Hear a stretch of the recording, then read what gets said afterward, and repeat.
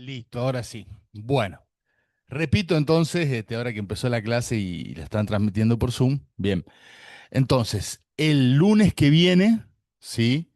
Lunes 11 en este horario, ¿sí? En el horario de los teóricos, bien, las 12 del mediodía, vamos a tomar el primer parcial, ¿sí? De 12 a 14, ¿sí? Repito entonces, va a ser un parcial escrito, bien, en el cual vamos a evaluar los siguientes contenidos. Trabajos prácticos número uno, 2 y 3, ¿bien?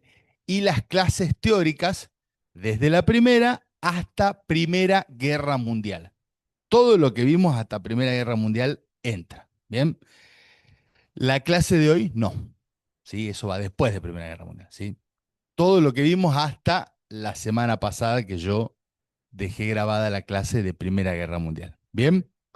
Em, Parciales escritos, son 4 preguntas, tienen 2 horas para responderlo, ¿bien?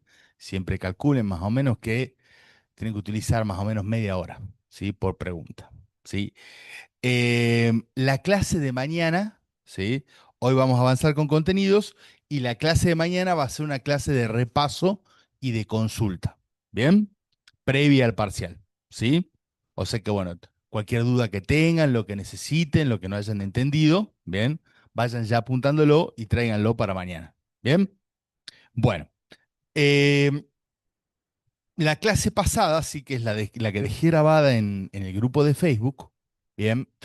eh, Trataba sobre Primera Guerra Mundial, que es un proceso que viene a ser una especie como de parteaguas, ¿sí? Donde termina, ¿sí? Un proceso histórico y empieza otro, ¿sí? La Primera Guerra Mundial es considerada, ¿sí? Como un proceso de transición, ¿bien? Ay, muchas gracias. Ah, ya está proyectando ahí. Perfecto. A ver. Ah, listo, buenísimo. Muy bien, muchas gracias. Bien. La Primera Guerra Mundial entonces es un proceso de transición y es muy importante, ¿sí? Nosotros vamos a ver dos grandes periodizaciones, ¿sí? Dos grandes lapsos de tiempo, ¿sí? Dos grandes periodos en esta cátedra, ¿sí? El primero, ¿sí? Es el largo siglo XIX, ¿bien?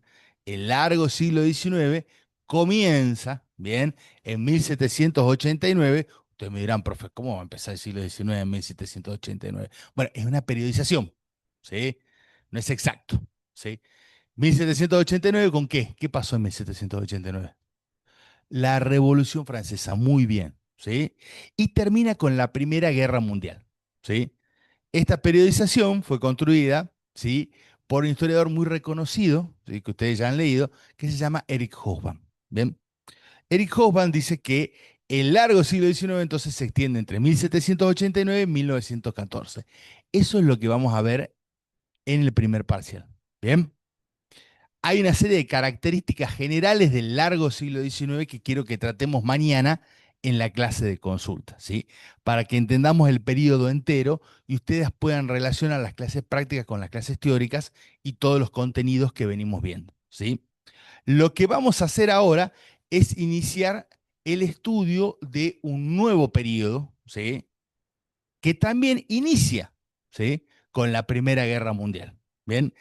Que es lo que Eric Hobsbawm denomina como el siglo XX corto, ¿sí? Que se extienden, anoten mis queridos, ¿sí? Desde 1914, ¿sí? Hasta el año 1991, ¿sí? 1914, ¿qué pasa? Bueno, ya les dije, la Primera Guerra Mundial empieza, ¿sí? Primera Guerra Mundial que se extiende de 1914 a 1918, ¿sí? Y 1991, ¿por qué les parece que puede ser, ¿sí? Un punto de cierre de una periodización? ¿Mm? La Academia de Berlín en 1989 y en 1991, ¿no? ¿Mm? No, es el desmantelamiento de la Unión Soviética, ¿sí? Se desarma la Unión de Repúblicas Socialistas Soviéticas. Deja de existir, ¿sí? Como entidad geopolítica y estas repúblicas se separan. eran 27 repúblicas distintas, la más grande, ¿sí? Era Rusia, ¿sí? Pero bueno, Ucrania también formaba parte de ella, los países bálticos, los países de Europa Central, Kazajistán, Uzbekistán, Azerbaiyán, etcétera, etcétera, ¿sí? Bueno, entonces, ¿por qué Hobsbawm empieza, ¿sí?, a definir un periodo desde la Primera Guerra Mundial hasta la caída, ¿sí?, de la Unión Soviética? Porque considera que en este corto siglo XX corto, ¿sí?, se dan una serie de características muy distintas, ¿sí?, a las que se habían dado en el periodo anterior, ¿sí? En el periodo anterior, ¿sí?, hay una suerte de predominancia en el modelo de desarrollo económico y hasta cierto punto también en el político del liberalismo, ¿sí? El largo siglo XIX es un siglo, ¿sí?, de predominio político del liberalismo, ¿bien? Sobre todo el modelo de desarrollo económico liberal, ¿bien? Y en líneas generales de crecimiento político, ¿sí?, de los intereses de la burguesía mediante partidos, ¿sí?, ideológicamente afines al liberalismo, ¿bien? Esto no significa que sea la única ideología que existe en el siglo XIX, ¿sí? Vamos a ver, ¿sí?, y ya hemos visto en realidad, ¿sí?, que surge, ¿sí?, una pugna política, ¿bien?, contra el liberalismo, ¿sí?, por parte del socialismo, ¿sí?, que empieza a criticar no tan solo los postulados del modelo liberal, ¿sí?, sino también al desarrollo capitalista en sí mismo. ¿Bien?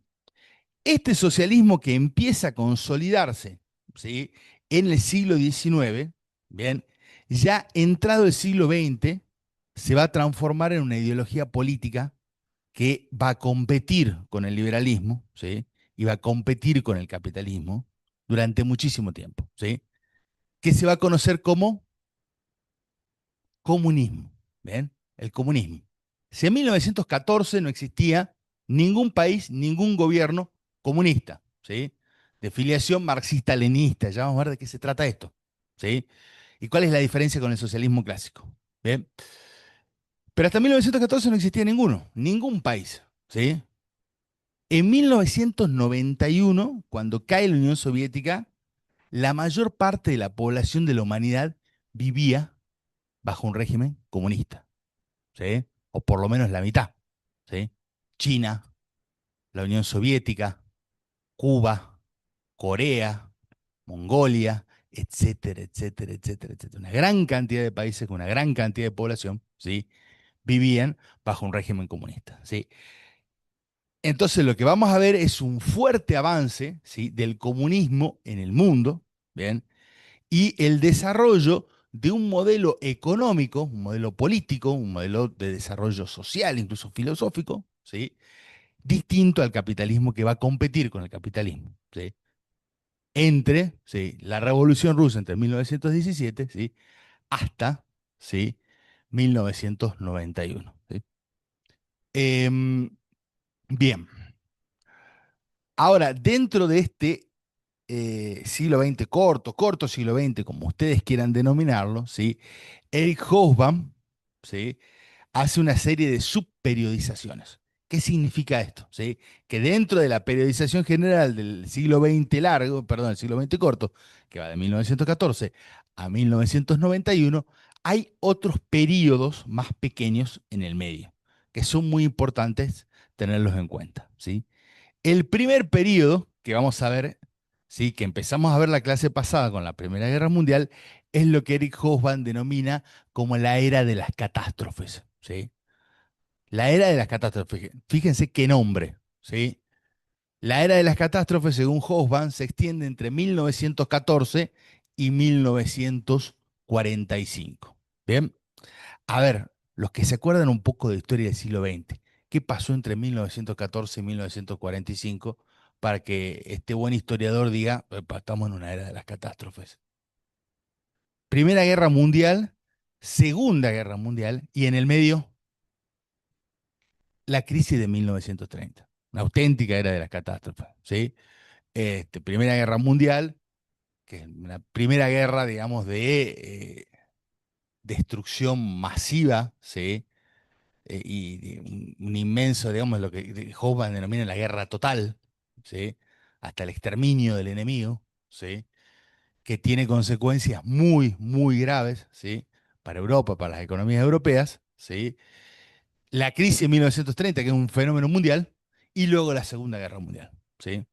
Entonces, estas tres catástrofes, ¿sí? Marcan, bien, esta era de las catástrofes, valga la redundancia. Pero no es tan solo que el siglo XIX, perdón, el siglo XX, el corto siglo XX, es más catastrófico que el periodo anterior, sino que a nivel político ideológico, ¿sí? Hay un cambio muy importante, ¿sí? Ya no van a ser, ¿sí? Ya no va a ser el liberalismo y el modelo de desarrollo liberal, o lo que se conoce como las democracias liberales, ¿sí? Las que van a predominar y van a regir sobre el mundo y sobre Europa, ¿sí? Sino que van a surgir 12 ideologías, perdón, ideologías que van a competir con el liberalismo y al mismo tiempo van a competir entre sí, ¿sí? Una ya la mencionamos, que era el bien, y otra más, el fascismo, ¿bien? Fascismo-nazismo, ¿bien? Lo conocemos como fascismo-nazismo porque esta ideología surge con Benito Mussolini en Italia en la década del 20, ¿sí? Y luego termina, ¿sí? Consolidándose y expandiéndose hacia el resto de Europa y buena parte del mundo gracias a, mira, hay un bigotito que está en el medio. ¿A quién? Adolf Hitler, ¿bien? Por eso le ponen ese bigotito al dibujo, ¿sí? Fíjense qué fenómeno universal. Hitler murió hace 60, 70 años y solo el bigote hace que la gente se acuerde. Bueno, em, entonces el corto siglo XX, ¿sí? Y la era de las catástrofes también va a estar definida por un fuerte conflicto, ¿sí? Entre el liberalismo, el comunismo y el fascismo-nazismo. Una competencia, ¿sí? Muy fuerte que va a terminar desencadenando la Segunda Guerra Mundial. ¿Bien? Y de la Segunda Guerra Mundial van a entrar tres contendientes, pero van a salir solamente dos vivos. ¿Quiénes?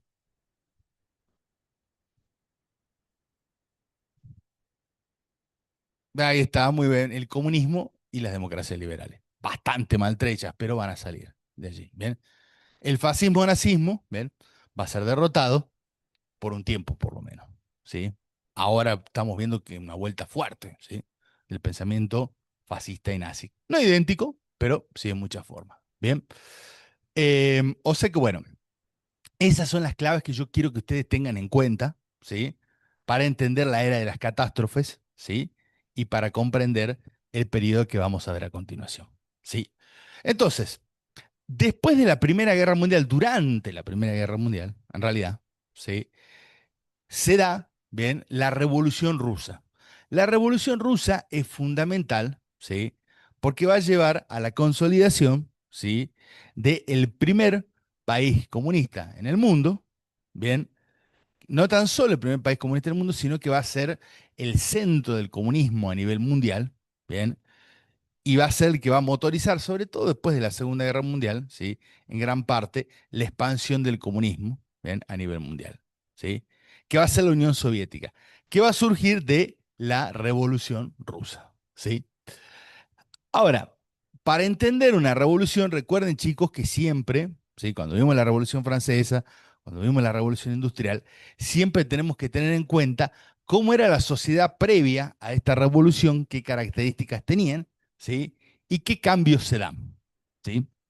Lo que tenemos que entender nosotros es que siempre una revolución implica un cambio. Difícilmente una revolución se haga desde un pensamiento conservador, a ver, de decir, bueno, nos sigamos con lo mismo. No. ¿Sí? Una revolución siempre plantea un cambio fuerte, ¿bien? En las estructuras sociales, políticas, económicas, etcétera, etcétera. ¿Sí? Para entender por qué se da la revolución, tenemos que a estudiar los antecedentes, ¿sí? De Rusia. No nos vamos a ir muy lejos, sino básicamente vamos a hacer una descripción general de la Rusia zarista a partir de 1860. ¿Bien? Una descripción general, ¿sí? No les voy a pedir a ustedes que me digan cómo se llamaban los nobles rusos ni dónde estaban los palacios, ¿sí? Pero sí tener en cuenta, ¿sí? Que el imperio ruso, ¿sí? En ese momento ya Rusia era un imperio, ¿bien? La expansión de los rusos, ¿sí? Ya se había dado por fuera de sus fronteras, ¿bien? Era Tiene una zona de influencia, ¿sí? Muy grande. A ver, antes de eso, yo quiero mostrarles Rusia, chicos. A ver, ¿qué pasó? Yo tenía un hermoso mapita. A ver. Eh, a ver. No hay un mapa ahí, ¿no, profe? No, se fue. No sé, pero tenía un mapa y tenía un mapita muy bonito de de las etnias en Rusia. Bueno, no importa. Qué pena, che. Bueno, Rusia, a ver, ojo, la Unión Soviética es un poco más compleja, pero Rusia, incluso hoy en día, ¿sí? Es el país más grande a nivel de superficie, ¿sí? Es el país más grande que existe, ¿sí? Se extiende, básicamente, ¿sí? Desde Asia, ¿sí? Tiene una frontera con Corea, ¿sí? Hasta, ¿sí? La frontera con Ucrania, ¿sí? Digamos, un país inmenso, es casi un continente, ¿sí? Es prácticamente todo el norte, ¿sí? Del continente asiático. Es inmenso, ¿sí? Vive un pueblo muy diverso y muy distinto. Bueno, Rusia entonces era un imperio, ¿bien? Ay, profe, disculpe, ¿le puedo poner ahí en pantalla completa? Bien. Rusia era un imperio, ¿sí? Gobernado por un monarca. Era una monarquía conocida, ¿sí? Como zarismo, ¿sí? ¿Por qué se habla de zarismo? ¿Cómo le decían? El zar, ¿bien? Al emperador, ¿sí? Al rey de Rusia se le decía zar, ¿bien? Zar, ¿bien? O zar con Z, ¿sí? Zar significa César en ruso, ¿sí? En realidad, el zar o el Kaiser de Alemania, ¿sí? Emulaban a los antiguos césares, ¿bien? Porque pensaban que eran descendientes de los césares romanos, ¿sí? Por eso se ponían ese título, ¿bien? Entonces, la autocracia zarista, cuando vean autocracia zarista, piensen en la monarquía rusa, ¿sí? Porque van a ver mucho la palabra autocracia, ¿bien? Era una monarquía que hacia 1860 era bastante cerrada, bastante verticalista y que había sufrido muy pocas reformas, ¿sí? En relación, ¿sí? Al resto de los países de Europa. Bien, ya hacia 1860, 1870, buena parte de las monarquías europeas ya eran monarquías parlamentarias, ¿sí? ¿Qué significa esto? ¿Sí? Que el poder del rey, ¿sí? Seguía existiendo, pero en paralelo existía un sistema parlamentario, ¿sí? De legisladores, ¿sí? De parlamentarios, ¿ven? Votados por el pueblo, ¿sí? Y estos votaban el presupuesto, hacían las leyes, etcétera, etcétera, ¿sí? Entonces era un sistema mixto, ¿ven? En el cual existía una monarquía y también existía un sistema parlamentario. Rusia, ¿sí? Durante todo el siglo XIX va a seguir siendo, ¿sí? Una monarquía hecha y derecha sin ningún tipo de irrupción parlamentaria, ¿bien? Una autocracia, ¿sí? En todas las palabras, ¿bien? En esta, en este país, perdón, ¿sí? En este imperio, el 80% de la población era población campesina, ¿ven? La mayor parte de la población vivía en el campo, ¿sí? ¿Ven? Entonces, cuando pensemos en Rusia, tenemos que tener en cuenta que era una población, ¿sí? En su 80%, ¿sí? Campesina y vivía en el campo. En 1961, perdón, 1861, se da la liberación de los siervos. ¿Qué significa esto? ¿Sí? ¿Se acuerdan quiénes eran los siervos? Es que a veces me confundo de cátedra, no hemos trabajado tanto esto con ustedes. Bueno, los siervos, ¿sí? No es el animalito, ¿sí? Yo sé que ustedes piensan en Bambi por ahí, ¿ven? Este, concéntrese acá, chicos, no importan los cantores, ¿sí? ¿Me escuchan bien? ¿Sí? Bien. Eh, mm, sí, los siervos eran los que estaban atados a la nobleza, ¿se acuerdan? Que tenían que servir a la nobleza, ¿sí? Viene la palabra siervo de servidumbre, ¿ven? No del animal, ¿sí? Fíjense, recién en 1861 los siervos son liberados en Rusia, ¿sí? Que eran la mayor parte de la población que tenía que servir a la nobleza, ¿bien? Trabajar y tributar para ellos, ¿bien? O sea que bueno, lo que pasa en 1789 en Francia recién está pasando en Rusia en 1861. El resto, sí, el pago en cuotas, las restricciones de movilidad, eso no se los voy a tomar, ¿sí? Vamos a hacerlo más simple. Bien, los campesinos se organizaban, había una forma de organización típica del campesino, que era el MIR, ¿sí? Em, en líneas generales, las pautas de población del campesinado suelen ser muy parecidas bueno, no idénticas, pero parecidas en distintos lugares del mundo, ¿sí? Suele haber, ¿sí? Por ejemplo, cuando uno piensa en el campo en Jujuy, sí suele haber un pequeño caserío, un lugar donde hay para ver, cuatro o cinco casas o más, un centro de población, y luego, ¿sí? Una pequeña aldea, y luego las tierras, ¿sí? De cultivo o de pastoreo. Bien. Em, en el centro, digamos, de cada comunidad rural estaba el MIR. El MIR era una asamblea campesina, ¿bien?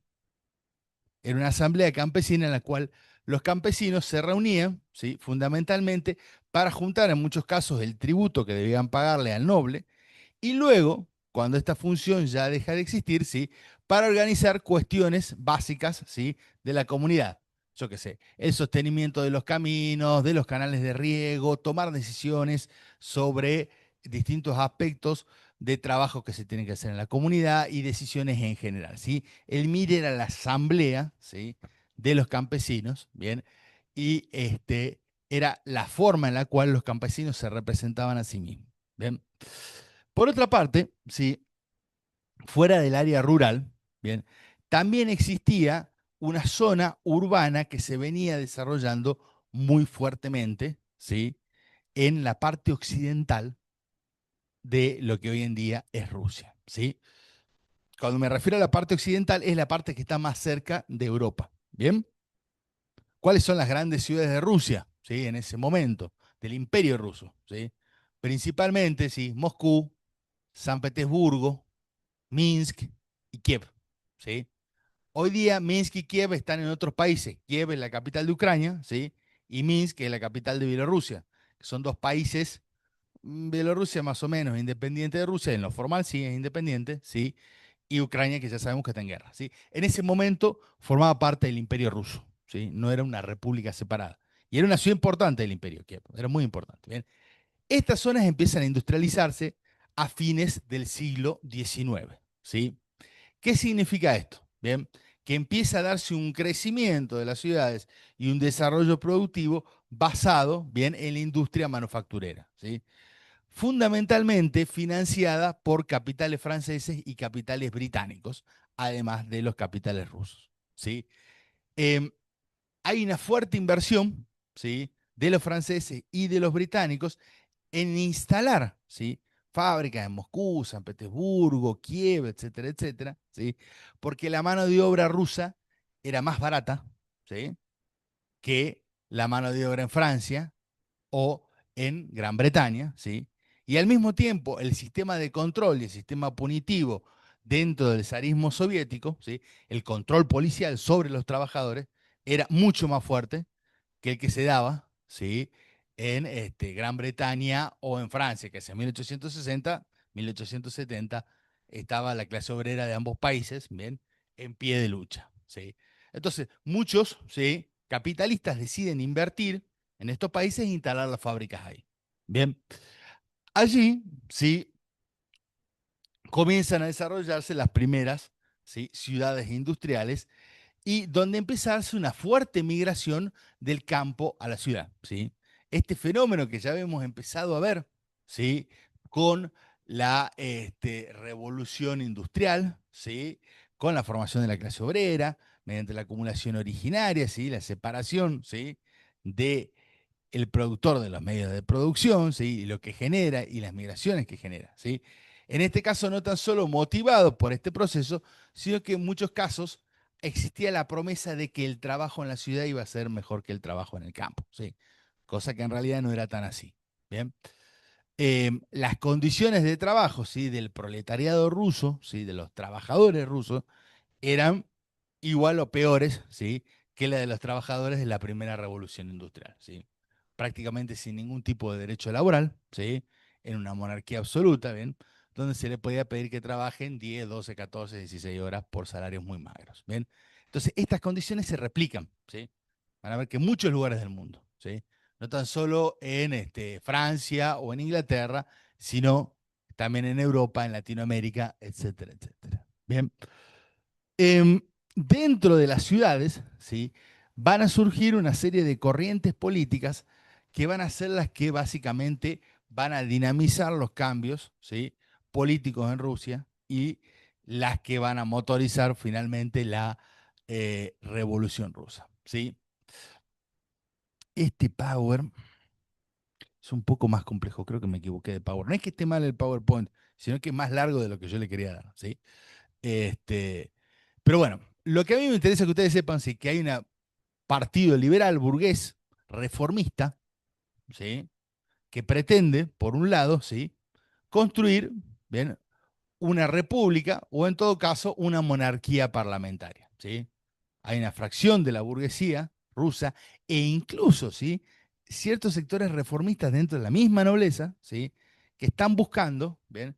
Que desarmar esta monarquía absoluta, ¿sí? Y construir una monarquía parlamentaria, que la gente pueda votar a sus propios representantes, ¿sí? Y que otros sectores sociales, ¿sí? Además de la nobleza, ¿sí? Tengan incidencia en la política rusa, ¿sí? Y además de este sector reformista, liberal, ¿sí? Empieza a desarrollarse un movimiento ligado, ¿sí? A los reclamos de la clase obrera, ¿sí? Que va a llevar a que en 1899 se funda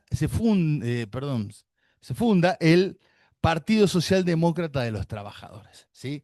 Este Partido Socialdemócrata de los Trabajadores, inspirado en la socialdemocracia alemana, va a durar bastante poco, ¿sí? Y va a llevar finalmente a su división en 1903, a partir de lo cual sí van a surgir dos partidos que yo quiero que ustedes tengan en cuenta, que son muy importantes, que es el partido menchevique y el partido bolchevique. ¿Sí? El partido menchevique, ¿sí? Va a ser un partido más bien socialdemócrata, ¿sí? Si bien nosotros no hemos visto mucho que es la socialdemocracia, ¿sí? Más bien inspirado, ¿sí?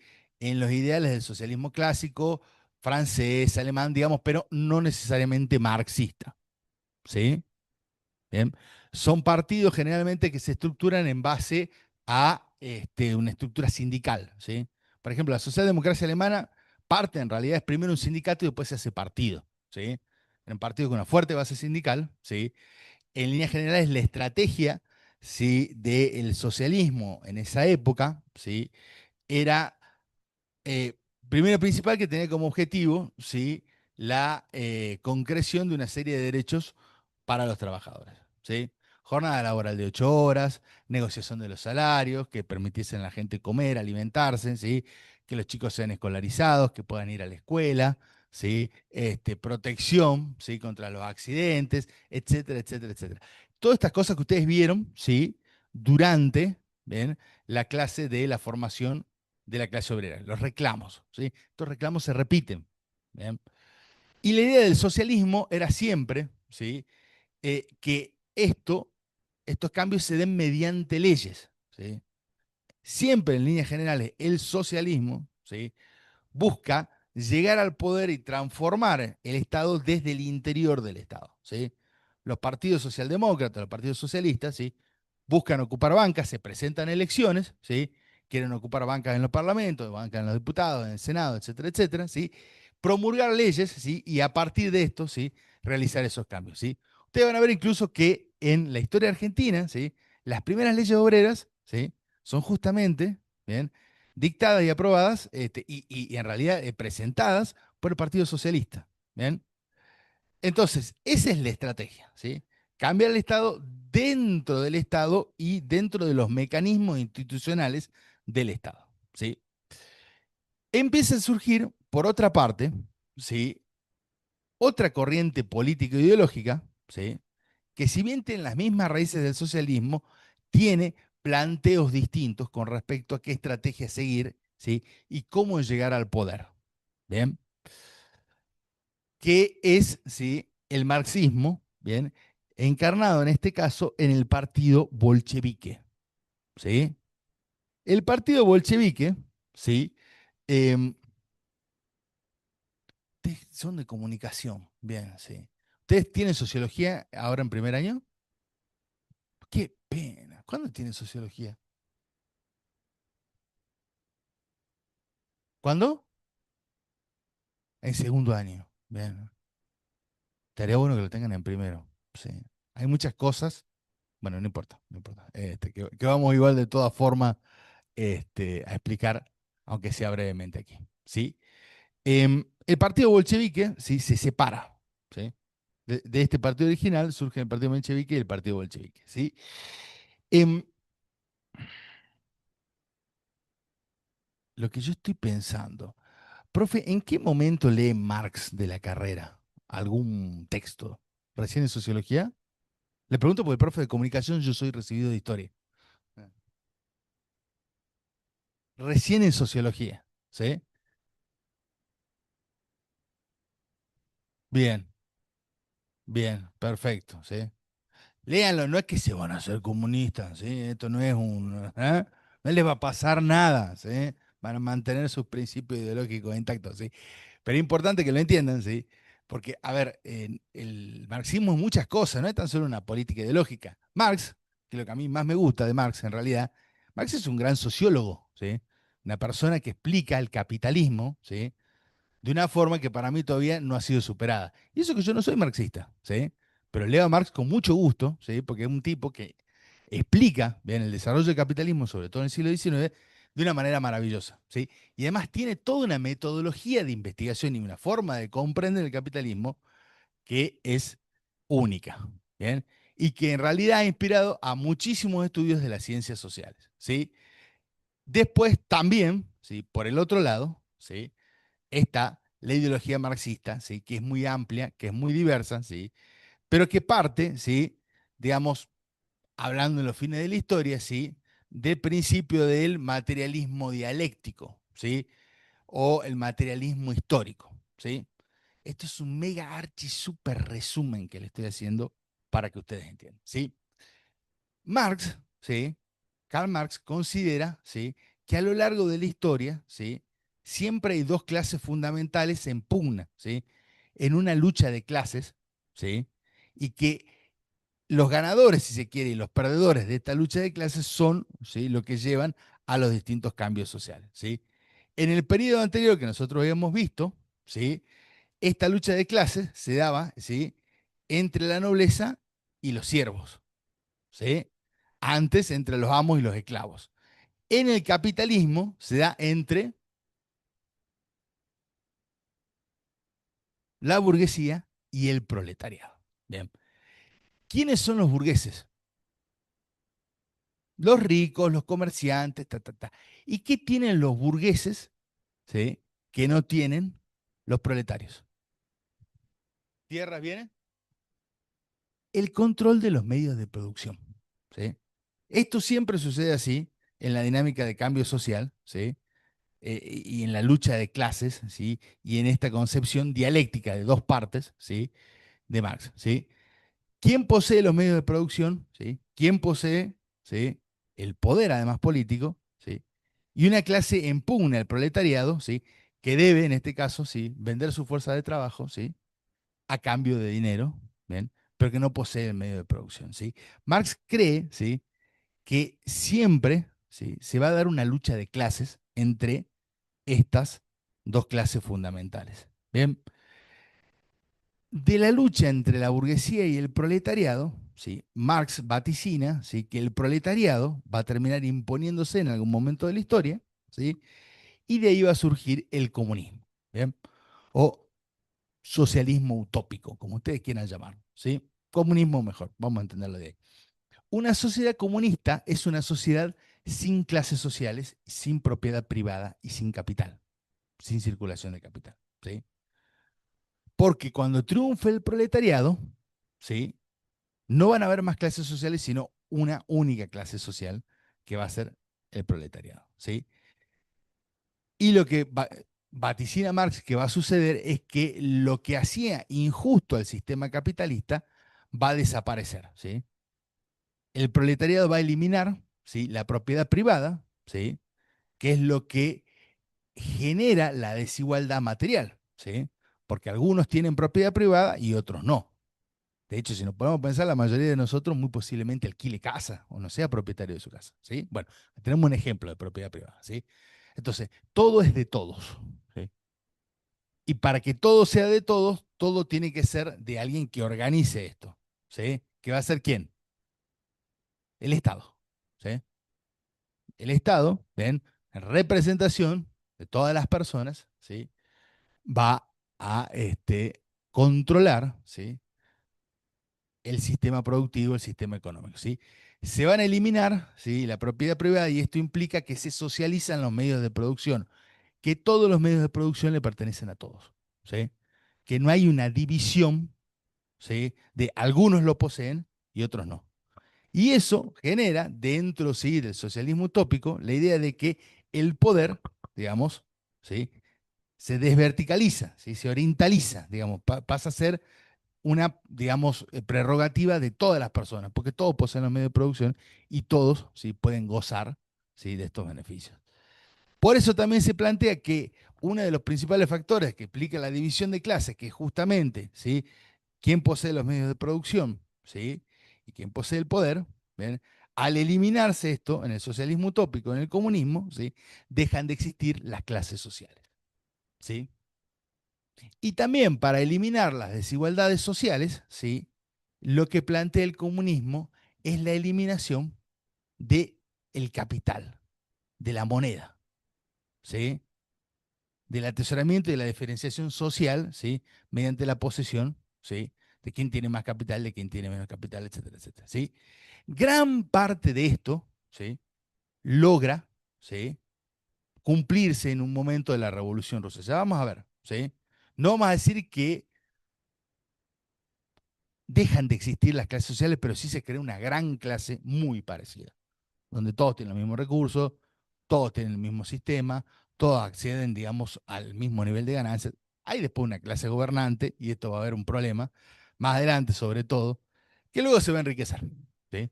Sobre todo, esto va a haber un problema que va a surgir en la década del 60, del 70, y los mismos soviéticos van a empezar a criticarlo. Pero la idea de que ustedes vieron cómo se tratan entre ellos, digamos, en las películas en la cual se ve la Rusia soviética, camarada, ¿sí? Camarada de aquí, camarada de allá, incluso al más poderoso, camarada, porque hay una idea de igualdad y de trato y de que quien gobierna, digamos, no necesariamente, ¿sí?, puede pisotear al otro, maltratarlo, o el otro tiene que hacerle pleitesía. ¿Bien? Entonces, no sé por qué me fui para ahí, pero bueno, esos son los objetivos y eso es lo que está buscando, ¿sí?, el comunismo. Y hay una diferencia con respecto al socialismo, ¿sí? Porque lo que nosotros vamos a ver, ¿sí?, es que lo que plantea, sobre todo, por eso se habla de marxismo-leninismo, ¿sí?, porque vamos a ver que el líder del partido bolchevique es justamente Lenin, ¿sí? Bien, Lenin va a ser un personaje muy importante, ¿sí? Va a ser el principal líder político del partido bolchevique, ¿sí? Y va a ser el principal, ¿sí?, Eh, en realidad, bueno, el principal cargo político dentro de la Unión Soviética es el secretario del partido. Esto a usted le va a resultar medio raro, ¿sí? Pero es el que más poder tiene. Ya vamos a explicar por qué, ¿sí? Lo que plantea Lenin, ¿sí?, a diferencia del socialismo, ¿sí?, el socialismo clásico dice, bueno, tenemos que negociar con la burguesía, ¿sí? Vamos a derrotar a la burguesía, ¿sí? Estamos en contra de la burguesía, pero la vamos a derrotar en el Parlamento. La vamos a derrotar mediante los votos, ¿sí? Esa va a ser nuestra estrategia. Lo que plantea Lenin, ¿sí?, y lo que plantean muchos revolucionarios comunistas es que no puede haber una negociación, ¿sí?, necesariamente con la burguesía, porque en esa negociación siempre termina perdiendo el proletariado, ¿sí? Entonces lo que hace Lenin para demostrar esto, ¿sí?, es empezar a estudiar las revoluciones que se dan, bien, a lo largo de la historia de la humanidad, ¿sí? Estudia la Revolución Francesa, las revoluciones francesas, ¿sí?, estudia la Revolución Mexicana, ¿sí?, estudia la Revolución Gloriosa, en Inglaterra y dice, bueno, siempre pasa lo mismo, siempre pasa lo mismo. ¿Ven? Hay distintos sectores sociales, pongámosle en este caso la burguesía y el proletariado, que quieren crear un nuevo sistema social deshaciendo el antiguo porque les parece injusto. ¿Y a quién se oponen? A la monarquía. ¿Sí? Hay una alianza del pueblo con los burgueses, de los burgueses con los campesinos, de un amplio sector social que tiene un mismo objetivo, que es derrocar a la monarquía, ¿sí? O al status quo imperante, al gobierno imperante. Una vez que es derrocado ese gobierno, hay un gran problema, que está bien, muerto el perro, pero ha muerto la rabia. No, porque ¿quién va a gobernar ahora? La burguesía, el campesinado, el proletariado, ¿sí? Se genera un vacío de poder. ¿Ven? Esto pasa en todas las revoluciones, ¿sí? Pasa en la Revolución de Mayo acá, ¿sí? Derrocan al virrey, ¿sí? Que es la parte más fácil, después vienen como 15 años de guerra, ¿sí? Y cuando logran derrotar al Imperio Español, nos encontramos toda la Argentina y decimos, "Che, ¿y quién gobierna ahora? Uf. Y ahí se puso peor, digamos, porque entre 1825 y 1881, Argentina va a estar en una eterna guerra civil, ¿sí? Por ver quién gobierna. Entonces, esa es la segunda fase, ¿sí? En esa segunda fase, que no es necesariamente como lo está planteando Lenin, dice, bueno, cuando derrocan al rey, derrocan al gobierno, al status quo, ¿qué es lo que pasa? ¿Sí?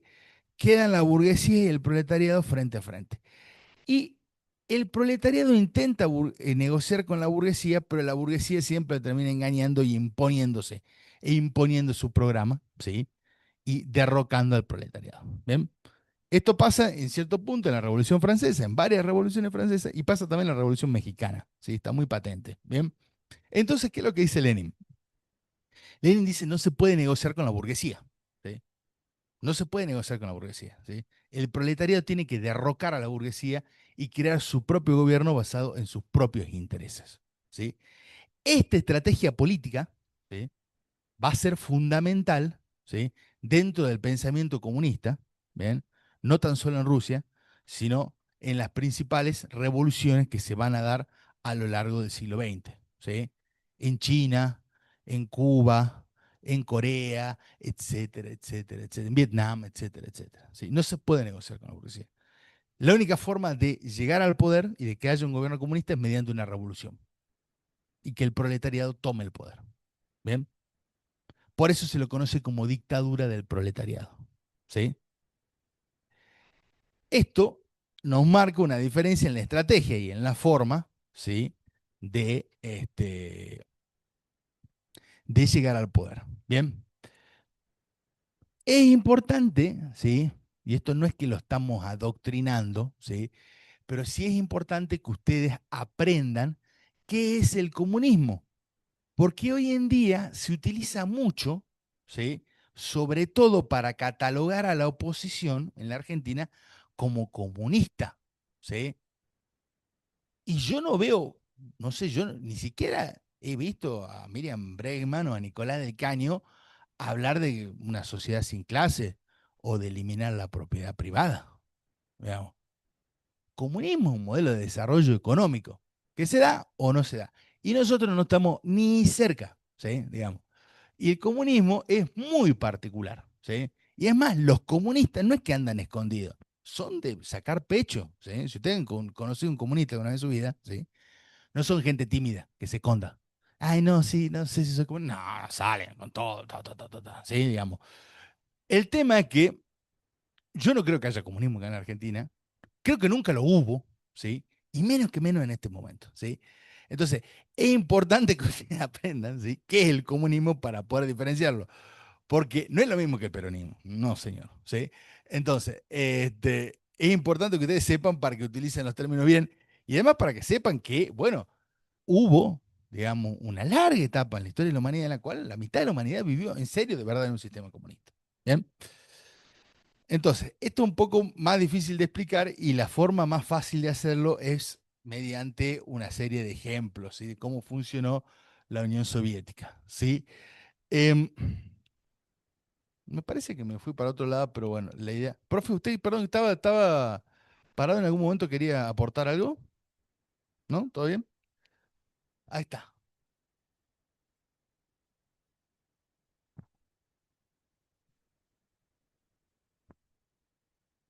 Sí, que es importante ustedes como estudiantes y como futuros científicos que entiendan estos conceptos, ¿no? Pues son visiones científicas, el marxismo es una visión científica, ¿no? Hay muchísimos científicos sociales que son marxistas, además y de otras ciencias también, ¿no? De ciencias duras, y que es necesario que entiendan estas diferencias, pero también para, como ustedes están recién comenzando la carrera, para que puedan entender lo que pasa en el mundo, ¿no? Porque nosotros estudiamos el mundo, de lo que pasa a nuestro alrededor, y también es importante que entiendan, porque justamente en un momento muy particular donde se están volviendo a retomar conceptos equivocados, de una manera equivocada, es importante que ustedes lo entiendan a nivel científico, estamos hablando, ¿no? Para que ustedes lo analicen, tal como dice el profesor, no es para que ustedes cambien, dejen todos lo que están haciendo ahora y cambien de idea, sino que simplemente para que lo puedan entender, porque además esta base lo van a analizar en todos los textos que van a venir. Gran parte de la base de comunicación, gran parte de la base de sociología, están basadas en el marxismo. Está basada en esta idea de lucha de clases, en esta idea de este dinamismo que es el motor de la historia, justamente como dice Marx, es la lucha de clases, y justamente esta contradicción entre dos procesos que son los que van cambiando uno con otro y es lo que va dinamizando justamente los cambios, igualmente los cambios revolucionarios y los cambios sociales, ¿no? Simplemente eso, ¿no? Y como concepto para que tengan una idea, Marx lo habla desde el ámbito físico, ¿no? Y biológico. Él dice, una planta no es una planta, sino antes fue semilla. Y cuando fue semilla, hubo una transformación, ¿no? Hubo una energía y eso se transformó y se convirtió en una planta, ¿no? Igualmente dice, en nosotros, en las personas, también tenemos esos cambios y en las sociedades hacen esos cambios. Entonces, una cosa deja de ser para pasar a otra. Ese cambio y esa energía que se inyecta es lo que transforma y que lo dinamiza justamente el motor de los cambios sociales. Y si nosotros lo ponemos, extrapolamos a lo que fue la Revolución Francesa, ¿no? Lo que era antes de la Revolución Francesa, después pasó a ser otra cosa que no volvió nunca más a ser lo anterior. ¿Mm? Cambió totalmente. Y lo mismo pasa acá con la Revolución rusa. Es una cosa que en un momento el Estado zarista, una estructura social, una forma de organización social que cambia totalmente a otra y que no vuelve nunca más a ser lo de anterior. ¿Mm? ¿Entienden? Más o menos para que tengan una idea de un concepto de cómo es esto, para que puedan entender con más facilidad justamente estos conceptos que son bastante complejos, pero que son estudiados por muchas ciencias, ¿no? Hasta el día de hoy. Que lo tomen así para que puedan entender qué es lo que querían cambiar justamente, lo que toma Lenin en el proceso de la revolución, lo que plantea Lenin. Lenin retoma, relee todos los conceptos marxistas, los vuelve a escribir, ¿no? Y hace un nuevo análisis muy interesante sobre el modelo capitalista. Estamos hablando de principios del siglo XX, ¿no? Que es lo que justamente va a llevar justamente a hacer el planteamiento de este cambio de un Estado zarista a un Estado comunista, ¿no? A que se haga mediante una revolución. Y lo que van a ver es todo el proceso, ¿no? Que muy apasionante. Bueno, muy bien. Gracias, profe. Eh, entonces, bueno, ¿y la revolución dónde está? No, no lo vimos todavía. Bueno, vamos a la revolución. ¿Quieres, chicos? Disculpen. Ah, no, estamos bien. Ya vamos a llegar a la revolución. Sí, vamos de a paso. Bien. Bueno, em, me fui a la del 17, disculpen. Vamos a tener que ver una antes que es la de 1905. ¿Sí? Bueno, ya sabemos qué decir. No, no se preocupen, es chiquito la de 1905, pero tienen que saberlo porque es importante. ¿Sí?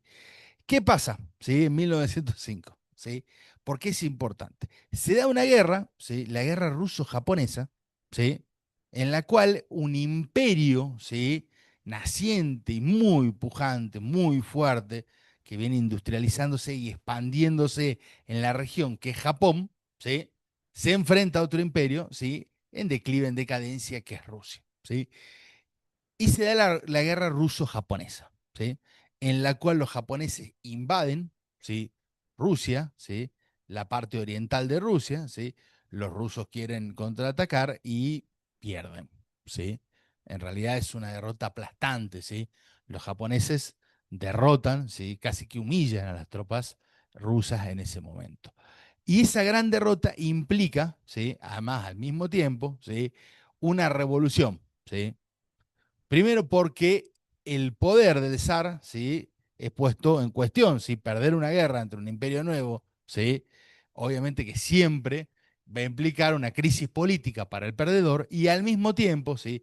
Venían dándose una serie de malas cosechas, de hambrunas y de protestas, tanto por parte del campesinado como por parte de los trabajadores urbanos del proletariado ruso, que van a estallar en la revolución de 1905, ¿sí?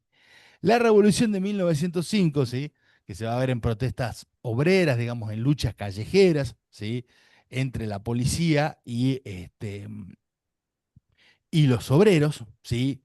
En ese momento la policía reprimía a caballo y con sable, ¿sí? Se mataba gente, ¿sí? Se mataban entre ellos, medio en batallas campales, ¿sí?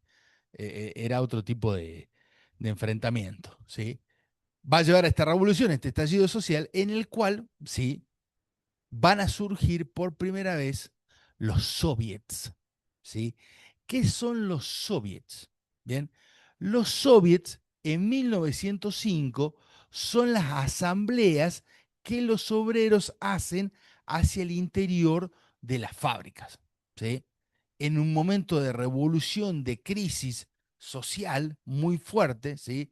Las personas suelen tomar el poder en sus propias manos, ¿sí? Porque dicen, el gobierno es una porquería, por eso hay una revolución. La gente está muy enojada, ¿sí? Y toma el poder en sus propias manos. Y suele tomar decisiones a nivel asambleario. Juntarse en asamblea, digamos, entre ellos mismos y tomar decisiones. Bueno, esto sucede en las fábricas, ¿sí? De San Petersburgo, de Moscú, ¿sí? De las ciudades industriales, donde los obreros se juntan, ¿sí? Forman asambleas y no tan solo que toman decisiones, sino que eligen representantes, ¿sí? Para participar en otras instancias superiores, ¿sí? Estas asambleas se conocen como soviets, ¿sí?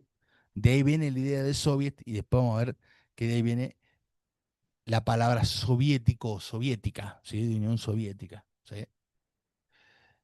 ¿Qué va a generar eh, de manera muy cortita, ¿sí? La revolución de 1905, ¿sí? No va a llevar obviamente un Estado socialista, pero sí va a implicar la creación de una monarquía parlamentaria que va a durar, en realidad, hasta 1917, pero con ciertos... A ver, se crea la Duma, ¿sí? La Duma es el parlamento ruso, ¿sí? Va a seguir existiendo el zar, no se va a derrocar al zar en 1905, pero sí se va a crear la Duma, ¿bien? Que es un parlamento, ¿bien? Que querían copiar, ¿sí? En ese momento los revolucionarios, por lo menos el ala liberal burguesa de la Duma, o por lo menos el ala liberal de la nobleza también, ¿sí? Era el modelo británico, modelo donde hay un rey, ¿sí? Y hay un parlamento, una monarquía parlamentaria. La Duma es ese parlamento, ¿sí? Incluso hasta el día de hoy el Parlamento ruso se sigue llamando Duma, ¿sí? Es lo mismo. Y si bien en un momento las clases populares o una parte de la población logra votar y elegir representantes para la Duma, ¿sí? Con el tiempo la Duma se va a ir transformando en realidad en una cámara de nobles, ¿sí? En una suerte de corte de la nobleza controlada por la nobleza, ¿sí? Por lo cual no va a generar, en definitiva, ningún cambio a nivel político importante, ¿sí? Esto nos va a llevar a los inicios de la Primera Guerra Mundial. ¿Por qué no tengo mi mapita? ¿Qué ha pasado con mi mapa? Después tengo que ver. Bueno, eh, la Primera Guerra Mundial, ¿sí? ¿Lo contrario qué, perdón? Estaban en posiciones políticas distintas, ¿sí? Los nobles no querían saber nada con los reclamos de la clase obrera, ¿sí? Tenían un profundo terror, ¿sí? Fundamentalmente porque la nobleza siempre tiene una posición conservadora en líneas generales porque su estatus social depende de un modelo, ¿sí? Que es anterior a estas revoluciones, ¿sí? ¿Quién en realidad está avalando la existencia de una nobleza? ¿Sí? Un sistema monárquico, ¿sí? No existe una nobleza por fuera del sistema monárquico. Y el sistema monárquico es visto incluso por una parte de la burguesía, ¿sí? Hay una parte reformista de la burguesía que dice no podemos seguir con una monarquía a esta altura del partido, digamos. Otra que no, que dice no, me da miedo lo que está pasando con la clase obrera, entonces yo me agarro, ¿sí? Del sector más de derecha, que es el sector monárquico, el sector noble, para protegerme. No necesariamente porque esté de acuerdo con ellos, sino como una forma de protegerme. Esto está en el texto de Letieri, ¿sí? Yo ya se los di, ¿bien? Ahora podemos hablar de eso. Perdón, ¿sí? Y ven todos estos avances, ¿sí? Como una amenaza a su posición, ¿sí? Y la amenaza a la posición noble no es tan solo del socialismo, es también del liberalismo, ¿no? ¿Sí? Le pasa es que hay sectores del liberalismo que pactan con la nobleza y otros que directamente arrasan con la nobleza, ¿sí?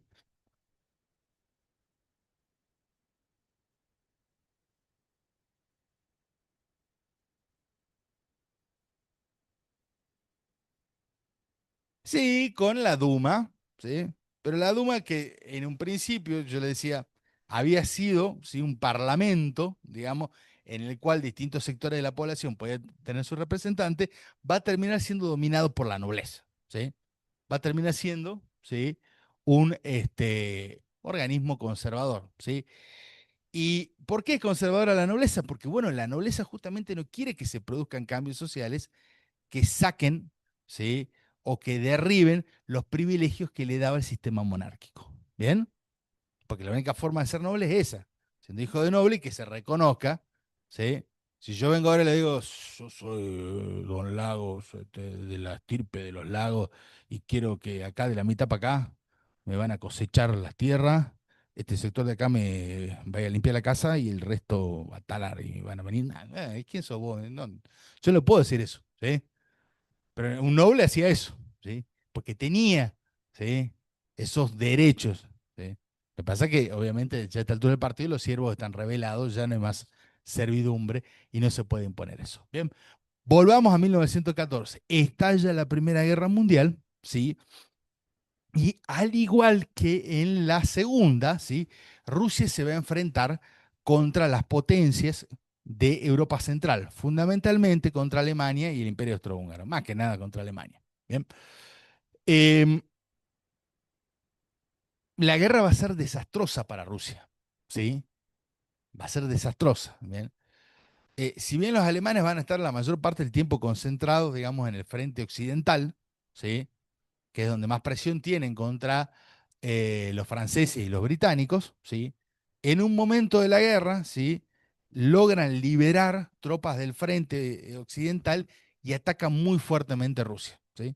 Sobre todo a partir de 1916 y de la batalla de Tannenberg, que empiezan a avanzar muy fuertemente y se meten en Rusia, ¿sí? Hacia 1917, febrero de 1917, Rusia ya había perdido 6 millones de soldados en la guerra, ¿sí? Ya habían muerto 6 millones de soldados rusos en la guerra. Y el frente no tan solo que se estaba desmoronando, ¿sí? Sino que estaban dándose cada vez de manera más patente, ¿sí? Una lucha de clases al interior del ejército y una guerra y una rebelión entre los soldados rasos y los oficiales. Soldados rasos eran campesinos, proletarios, gente del pueblo, y los oficiales siempre, ¿sí? Sobre todo los de alto rango, pertenecían a la nobleza, ¿sí? Estas pujas hacia el interior del ejército las vamos a ver mucho en el mundo, ¿sí? El soldado raso enfrentándose contra el oficial, porque eran sociedades muy militarizadas, ¿sí? Incluso Argentina, cuando tenía el servicio militar obligatorio, era una sociedad bastante militarizada. No significa que uno esté a la calle haciendo la venia, no, no, no, digamos. Pero ustedes tienen que pensar que los varones, la gran mayoría de los varones iba al servicio militar obligatorio, ¿sí? Estaba en un momento de su vida dentro del ejército, ¿sí? El ejército tenía mucho poder, ¿sí? Y vamos a ver, por ejemplo, ¿sí? Que en muchos países de Latinoamérica e incluso en Europa hay una puja muy fuerte entre los soldados rasos y los oficiales, ¿sí? En este caso, en Rusia, los soldados empiezan a hacerse bolcheviques, ¿sí? Empiezan a seguir las ideas del bolcheviquismo y a enfrentarse, ¿sí? A los oficiales. No por cuestiones políticas, no necesariamente por cuestiones políticas, sino porque los oficiales lo estaban mandando al muere contra los rusos, digamos en condiciones, digamos, estratégicas muy desfavorables, donde estaban muriendo y cayendo como moscas. Ustedes piensen que en 3 años de guerra, 6 millones de muertos es muchísimo. ¿Sí? Este, y empiezan a rebelarse. Y el poder, ¿sí? Del zar empieza, ¿sí? Con esta derrota y con el avance de Alemania ya en el territorio del imperio ruso, ¿sí? A debilitarse. Entonces, en un momento, ¿sí? Nuestro querido zar Nicolás estaba retornando, ¿sí? A San Petersburgo, ¿sí? que hacia 1917 se llama Petrogrado, pero yo no les voy a decir eso. Ustedes, miren, ustedes recuerden que antes de la revolución se llamaba San Petersburgo y después, durante la revolución, ¿sí? Se va a llamar Leningrado. Después se va a llamar Leningrado, ¿sí? En este momento se llama Petrogrado, ¿sí? Digo por si llegan a ver la palabra Petrogrado. Estamos hablando de la misma ciudad, ¿sí? Que hoy en día es nuevamente San Petersburgo, que era la capital imperial. Bien. Vuelve entonces el zar, ¿sí? Sabemos que estaba volviendo en auto en ese momento del frente, hacía mucho frío, ¿bien? Y el San Petersburgo, tanto los nobles como la burguesía, como el proletariado, como el ejército, todos los campesinos estaban todos totalmente rebelados y no seguían los mandatos de la monarquía.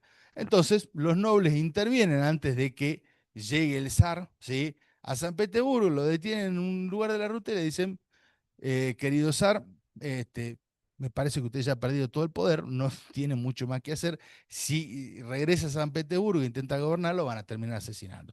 Y nosotros no lo vamos a apoyar. Y entonces el zar dice, bueno, tienen razón, abdico. ¿Sí? ¿Qué significa abdicar? Significa que deja de ser rey, renuncia. ¿Sí? Y a partir de ese momento, ¿sí? Febrero de 1917, desaparece la monarquía, ¿sí? Cae la monarquía. Bien, eso es la revolución de 1905. Anoten, cae la monarquía en Rusia. Bien.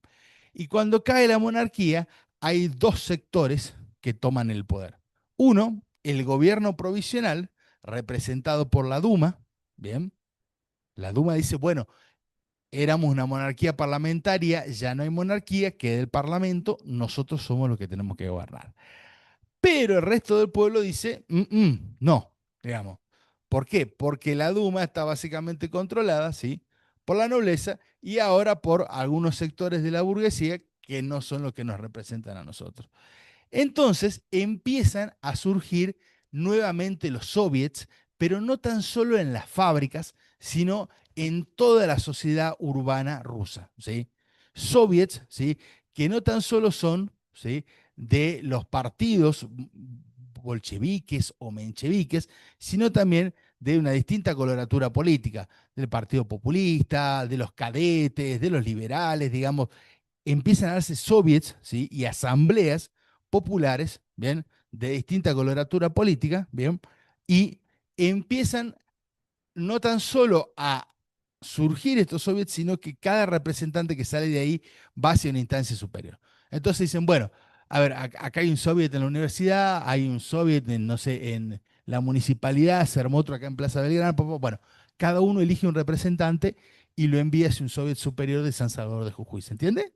¿Sí? Así empieza a organizarse la gente, ¿bien? Entonces, por un lado está la Duma y por el otro lado los soviets, ¿sí? Que tienen distintos partidos políticos. Pero dentro de todo este movimiento, quien empieza a ganar una fuerte influencia es el partido bolchevique, ¿sí? Es la época de gran crecimiento, ¿sí?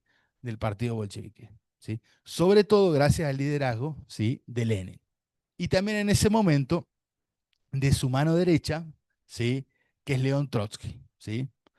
León Trotsky, que va a ser la mano derecha de Lenin y además al mismo tiempo va a ser, luego vamos a ver, el creador del Ejército Rojo, ¿sí? Va a ser un líder militar muy importante. Bien. En este escenario, sí, llega octubre de 1917, para resumírselo, ¿sí? Y el poder de la Duma ya prácticamente ha desaparecido, ¿sí? Ya prácticamente ha desaparecido, la población no sigue, ¿sí? Los dictámenes de la Duma, ¿sí? Y dicen, bueno, ¿qué vamos a hacer? ¿Qué queda? El poder de los soviets. Bueno, vamos a llamar en octubre, ¿sí? De 1917 a un congreso de todos los soviets, ¿sí? Vamos a hacer en San Petersburgo, ¿sí? El congreso de todos los soviets del país, ¿sí? De todos los soviets, de todos los partidos políticos en el país, y nos vamos a juntar en San Petersburgo y vamos a elegir un nuevo gobierno a nivel nacional, ¿sí? Mientras sucede esto, ¿sí? Los alemanes están atacando San Petersburgo, ¿sí? Digamos, la ciudad está sitiada, ¿sí? Entonces, mientras se da la revolución, están los alemanes bombardeando para que vean la situación de extrema de ese momento, ¿sí? Ahí ya en 2 minutos termino, ¿eh? Sí, sí, sí.